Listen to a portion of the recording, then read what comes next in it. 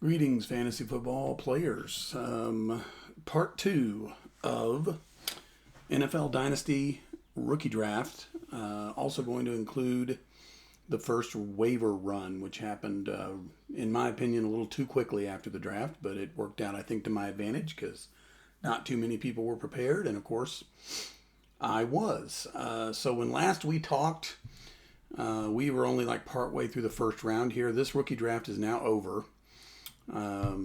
So let's just go into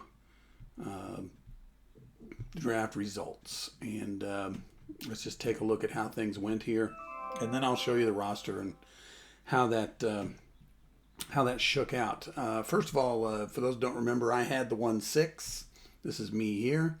I traded back 2 spots with this guy so that he could grab Sadiq. I feel like having Fannin gives me the tight end that I need. Sadiq, I do think, is a bit of a gamble, so I decided not to necessarily just go with my pick and pick the best player available. I also wanted to accumulate some more assets, and you're going to see I did a pretty good job of that throughout this draft because I had like 11 spots to fill, and in a 5-round draft, you got to get a little creative on that. And I didn't want to leave it all to chance on the waiver wire. It looks like maybe I could have because the waiver was pretty quiet, and you know, there's not much out there. Let's be honest. But you know, the bottom line, I guess, too, is that I just really had fun every time it came down to my pick, and I had to decide to either take a player or trade. There was almost always an option to do one or the other, and I love that. In this case, the Browns are so bad that I did not feel it was a bad idea to accumulate assets. And frankly, if we end up stinking this year, then, you know, so be it. The Browns stink anyway, right? So at the 1-6, the Saints took Sadiq. I traded back to this. And then if you watch the last video, the 1-8, I talked to the Rams guy, let him trade up. He got Simpson, which I think made a lot of sense for him with Stafford. And I traded back here to the 113, and I got down. So that's pretty much a recap of what happened last video. And then next came up was the 124, which I had received as one of the rules of the startup was if you picked a franchise that had 2 first-round picks, like the Browns, you got both picks. So I had the 124, and once again, if you'll remember when I signed off last video, there were a lot of players that I was happy to get here, and wide receivers still kind of gnawing at me because, again, I passed up on Concepcion, and actually I didn't mention it, but I also passed up on Boston. I took Caleb Downs in front of Boston, which may or may not have been a tactical error, but we'll see. But I also, I feel like there's lots of wide receivers in this draft, and if I can hit on 1 or 2 of them, then I'll be fine. And I also, again, had traded for Downs, who is basically, I think, the number 1 in Indianapolis now. So, if not the 1, then the 2. Dude trades up with me. He grabs Branch. Branch was not even on my radar. Stribling went next also. Not at this point. I did have thoughts about it, but not on a first round position.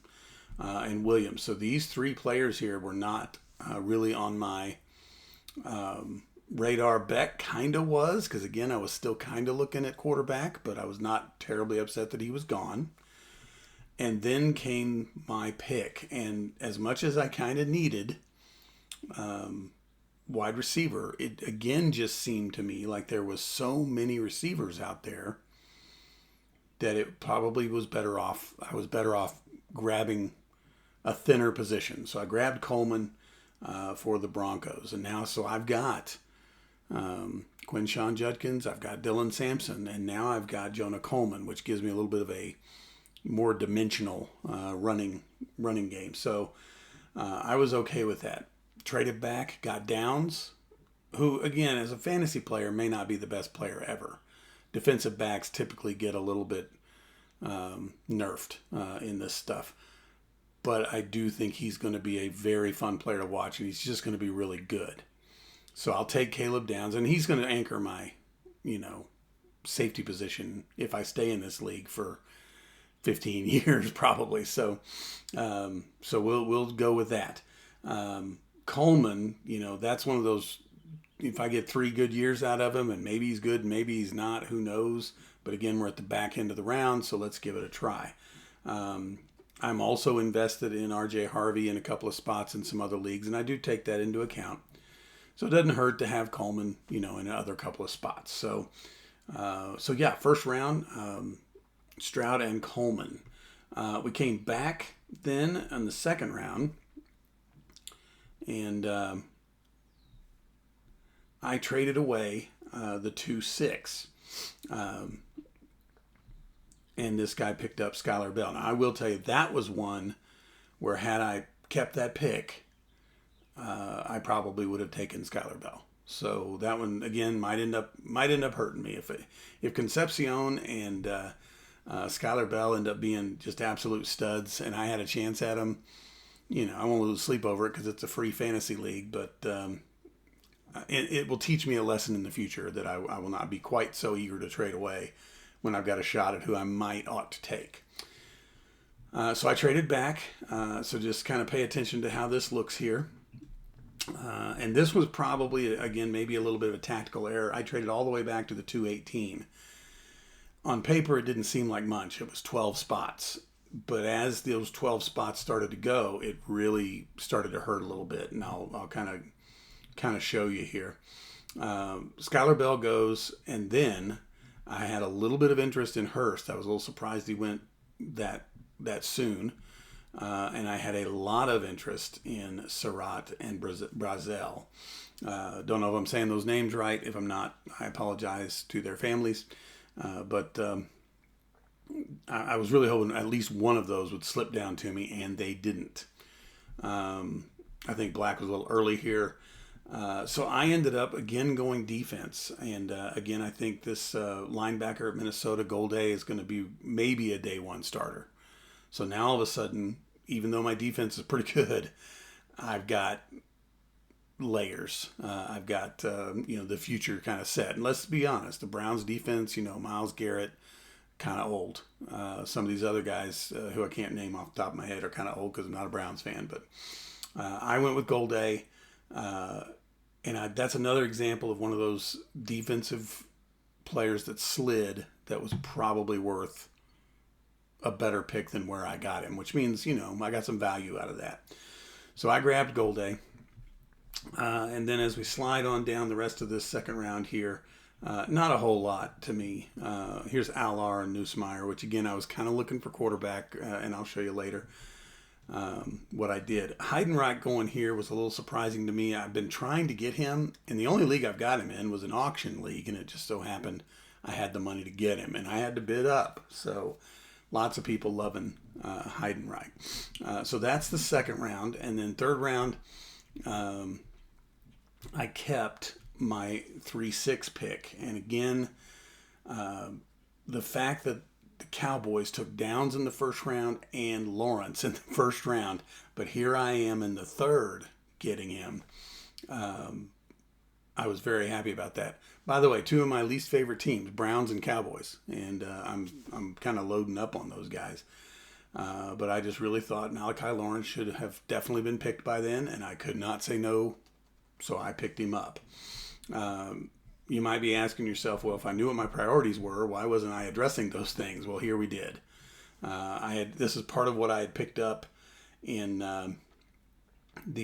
some of the trading that I did, the 321, and I grabbed Bryce Lance. This is Trey Lance's brother, I think. A little bit of a dark horse, a little bit of a project, but he is in a great spot in New Orleans, and I actually think he might end up being a starter. It's possible. I mean, Olave's the man. Let's not kid ourselves. But I think Bryce Lance could put himself in position to score some points here. So there you go. It took me till late in the third round, but I finally addressed the Browns wide receiver position. Then in the very next pick, Don't know why nobody wants this guy, but this was the first player picked by Buffalo. And again, maybe he's just a run stopper and doesn't accumulate a lot of points or sacks or something. I don't know, but I will take him in the late third round. And so we're setting really nice now. And I can tell you after the third round, I was pretty much thinking the rest was going to be gravy, because I had filled in kind of what I needed to fill in. Lucky for us, I had more picks coming. So when we get down here to the fourth round, this was a first round guy for Minnesota. Kind of the same thing with Lawrence.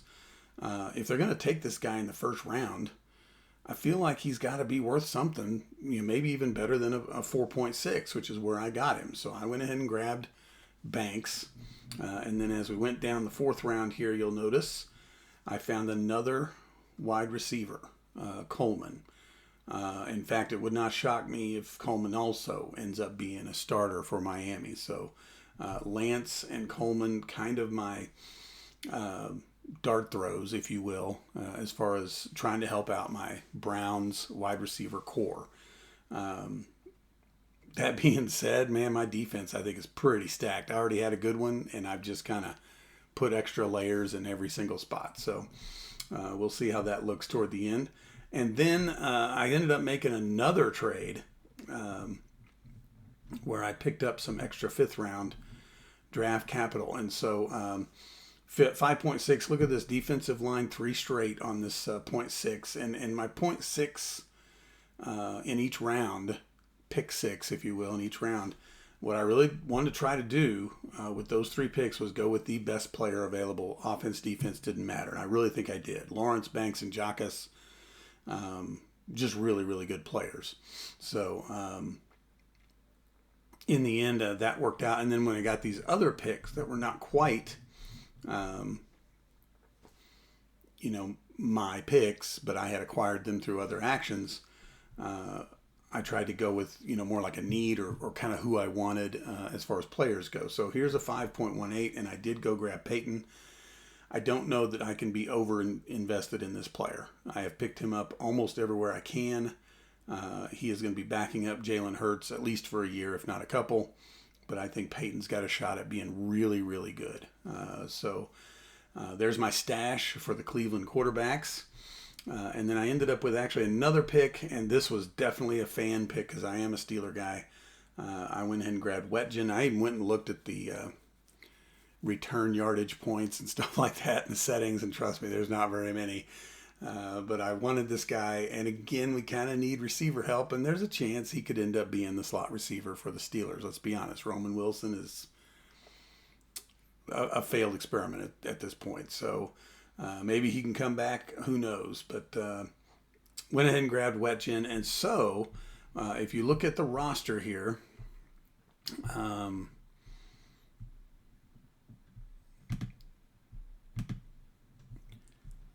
Judkins and Downs, obviously. I do have Burks, who I ended up somehow picking off the way. That was one of the things that confused me, is I ended up getting Burks off the waiver wire after we kind of started this thing up. But then later when I tried the waiver wire, I was not allowed to use it. So maybe I just snuck Burks in. I don't know. I think Bond is also a little bit of a dark horse here.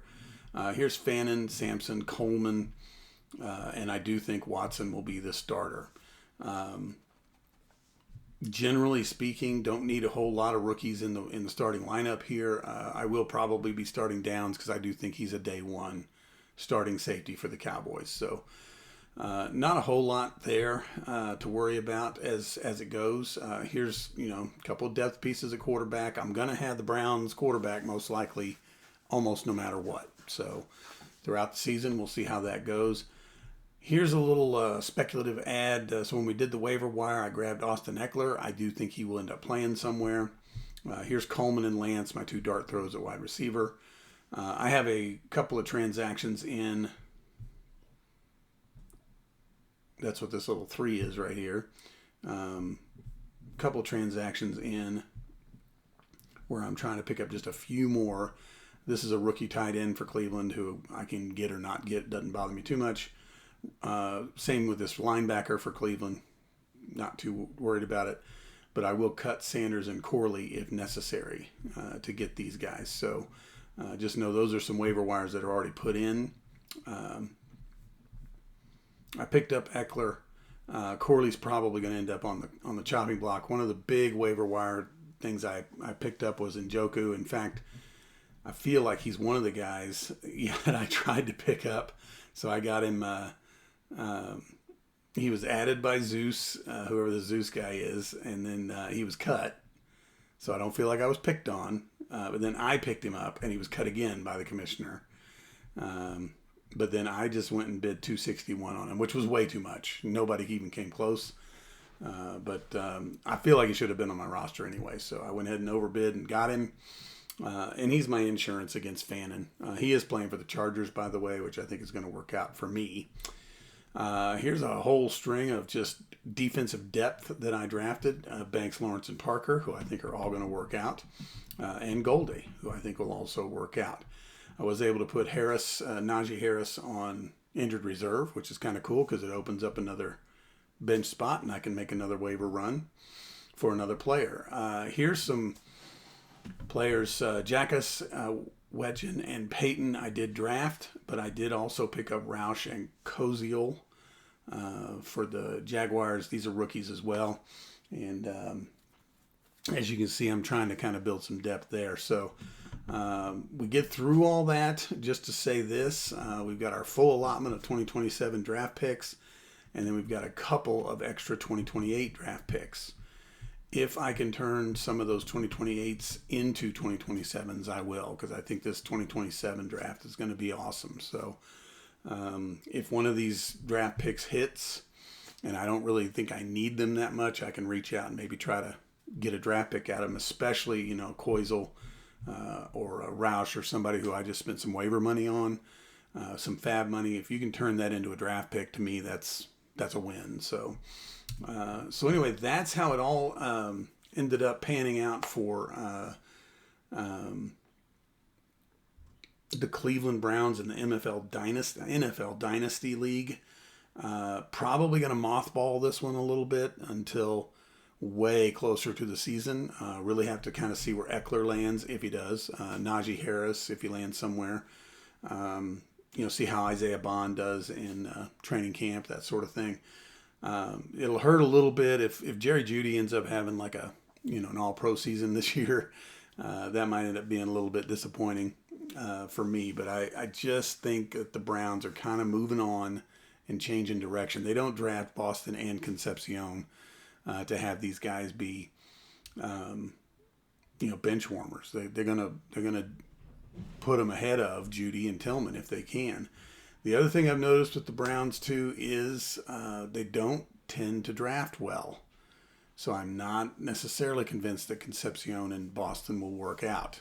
So I thought I would just kind of do my own thing, and then we'll kind of see how it goes from there. If I end up sucking this year, which is possible with my quarterback situation, I've got my first round pick, and if that ends up being a really, really good pick, then I can work out that, because next year the quarterback situation in the draft is way different. There are some options. So, that's pretty much the way it's going to work for the Cleveland Browns. Again, probably not going to update on this until closer to the season, if not maybe even after week 1. But we'll try to do weekly updates on several of my leagues. This one was, again, 32-team Dynasty, where everyone just grabs an actual NFL franchise and then has to figure out among all of these IDP spots and all of these starting positions, kind of how to make it work. So I will be checking back in with you guys whenever I get a chance. You stay safe out there.